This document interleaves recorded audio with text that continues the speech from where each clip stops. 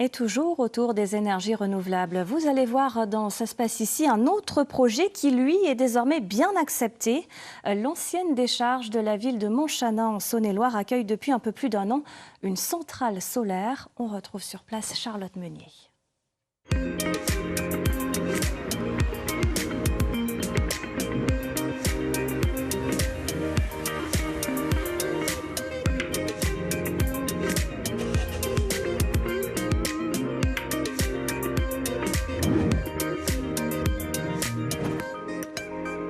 40 ans en arrière, ce site était une décharge à ciel ouvert.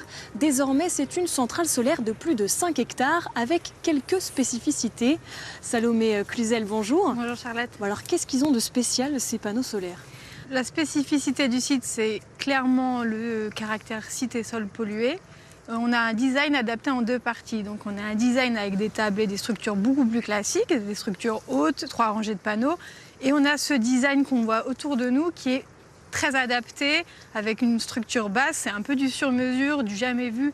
Et peut-être le projet est techniquement le plus compliqué à construire pour Luxel, avec des lestes, donc presque 1 mètre sur 15 cm, pour ne pas attaquer la membrane de protection des déchets, qui était la contrainte numéro 1 en termes de construction. Oui, donc ces panneaux sont beaucoup plus petits que des panneaux normaux qu'on peut trouver un petit peu partout.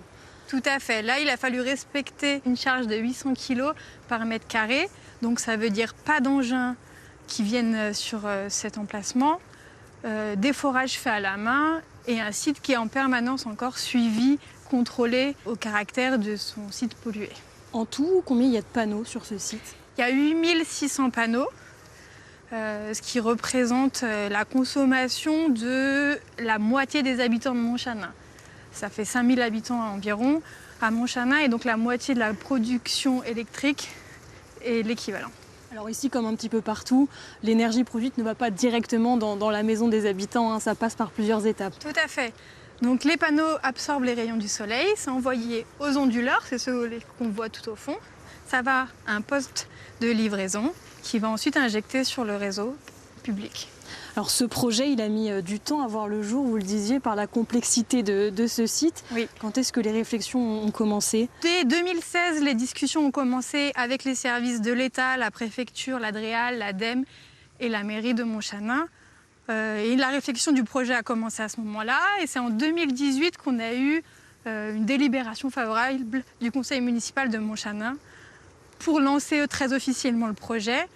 On a eu un permis de construire en 2021 et une mise en service qui s'est faite fin 2024, donc pas mal de temps qui s'est passé, mais c'était un temps nécessaire pour avoir une validation à chaque étape de ce design très adapté, très spécifique et de prendre en compte le caractère pollué du site.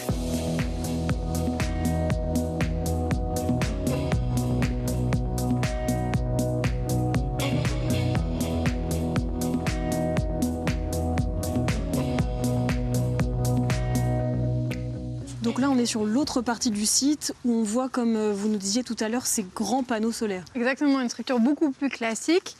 Donc on est sur des structures hautes et 3 rangées de panneaux, ce qui est ce qu'on retrouve un peu plus classiquement sur les centrales.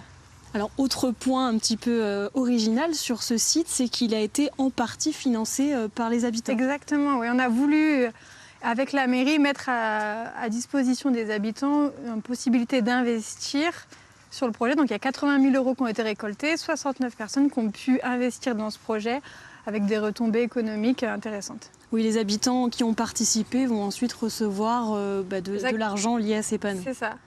En contrepartie d'un investissement pendant 2-3 ans, ils reçoivent 6 à 7% de taux d'intérêt sur la durée du parc. Ça permet aussi une appropriation par les habitants du territoire de cette centrale et d'en percevoir aussi une certaine retombée économique. C'est courant sur ce genre de projet, un investissement comme celui-ci, des habitants? Ça se fait pas mal. Sur celui-là, il y avait une vraie volonté locale et politique de faire parler de ce projet, d'avoir une concertation assez forte. Donc ça a été mis en place. C'est assez fréquent qu'on propose ce type de montage. Oui, justement, pour la ville de Montchanin, pour ses habitants, ce projet, c'est un peu un renouveau. Ce site, il a longtemps été décrié et rejeté. J'imagine que c'est une très bonne nouvelle, ce nouveau site. Oui, c'est vraiment toute la spécificité de ce site, c'est d'ouvrir ce nouveau chapitre et de faire d'un lieu qui a tant coûté et qui était associé à la pollution sur Montchanin, d'en faire un outil de production d'énergie propre, décarbonée. C'est une valorisation assez intéressante. Merci beaucoup Salomé. Et ce projet est un projet ambitieux, hein. Il a coûté 4,6 millions d'euros.